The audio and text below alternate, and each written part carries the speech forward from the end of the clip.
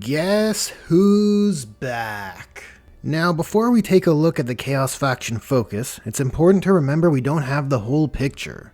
Marks of Chaos and the detachments for Chaos Space Marines are sure to recontextualize what we have here. However, it is clear to me the Warhammer Community team either has no concept of the terrible optics, the rules they are choosing to preview, contrast against the rules previewed for Space Marines, or they are aware of the optics and are intentionally hoping to start fires.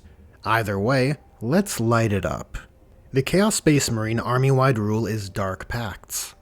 When you activate a unit to shoot or fight, you can activate a pact to either cause that unit's hit rolls of 6 to generate an extra hit, or an auto wound. A unit that does so must take a leadership test, and if that test fails, that unit suffers D3 mortal wounds. Hear me and rejoice. While the Space Marines enjoy being able to reliably shift an enemy unit of their choosing off the board, the Chaos Legions are graced with the chance of causing yourself D3 mortal wounds if you use their army ability. With that gut reaction out of the way, I think it's important to note that while Dark Pacts fall short of Oaths of Moment's sheer reliability boost versus a single enemy unit, the Dark Pacts aren't insignificant buffs, which can be opted into flexibly. And I think it's almost a guarantee Chaos Space Marine detachments will provide at least an additional Dark Pact to your options. Personally, I feel the concept of the ability is great when it comes to evoking the desperate reaching for power associated with the followers of Chaos, although it is equally terrible for the Renegades and Legion warbands out there who do not want to associate with the Dark Gods. Alpha Legion purists come to mind. Though mechanically, I can easily see circumstances where a series of whiffs results in doing 6 or so mortal wounds to your own units. Perhaps the leadership test could have been auto-passed if you destroyed the unit you were fighting, to represent the gods being pleased by what you've done with their power, though I'd wager Chaos Space Marines will have ways to heal wounds and restore models, so it's probably a wash. Overall, I think Dark Pacts will be very themey for most Chaos Space Marine warbands, and will certainly spice up the tactical play nicely. To me, they already seem way better than the Wontons. Legionaries, I think, are pretty much what we expected.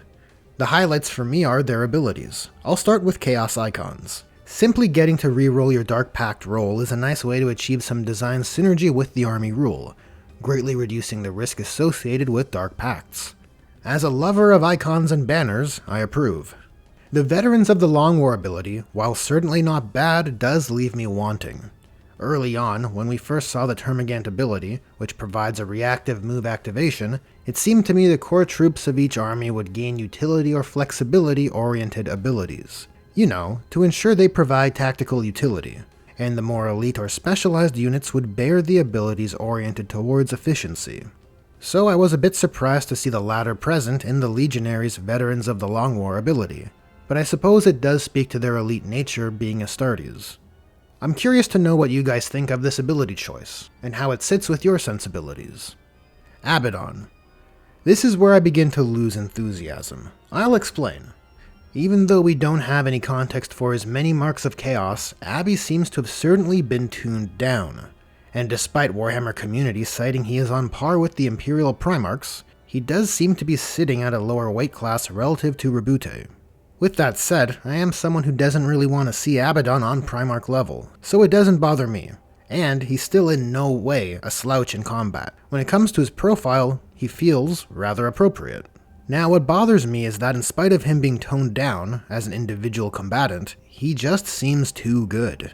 Dark Destiny aside, which I find to be a tasteful CP regen mechanism tied to the army rules, Abby's War Master abilities turn him into a castle man.